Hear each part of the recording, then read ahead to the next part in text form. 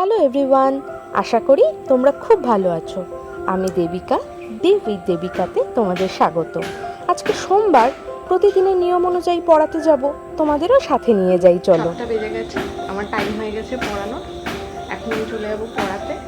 বাড়ি এসে তারপরে ডিনার তৈরি করব, তোমাদের সাথে চলে এসেছি আমি পুচকুটার বাড়ি। আজকে খুব খুশি খুশি দেখাচ্ছে, মনে হয় পড়াগুলো বেশ ভালোই তৈরি করেছে। এই কিছুটা সময় আমি সব ভুলে যাই, পড়ানোটা না একটু নেশার মতো হয়ে গেছে।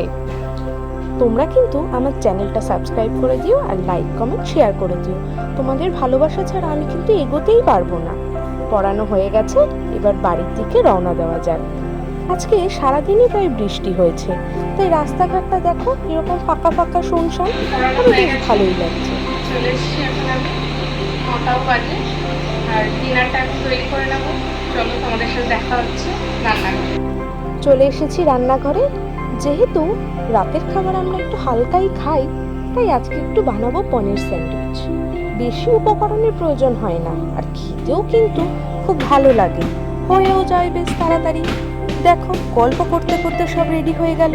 আর রাতের রান্নাটা আমরা দুজনে একসাথেই করার চেষ্টা করি, বেশ ভালোই লাগে কিন্তু। খেয়ে দিয়ে দাঁড়াও জিজ্ঞাসা করি যে ওর কেমন লাগলো।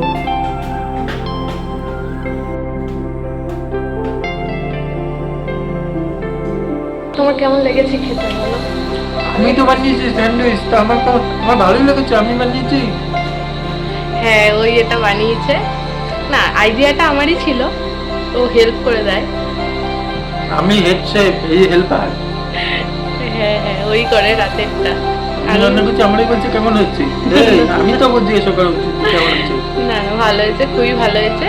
তোমাদের সাথে রেসিপিটা শেয়ার করে দেবো, তোমরা এটা ট্রাই করতে পারো। দেখলে তো, এরকম খুনসুটি আমাদের চলতেই থাকে। একটু টিভি দেখতে দেখতে গল্প করি। তোমাদের সাথে আবার দেখা হবে পরের ভিডিওতে। ততক্ষণ সবাই সুস্থ থেকো, ভালো থেকো এবং খুব আনন্দে থাকো। টাটা।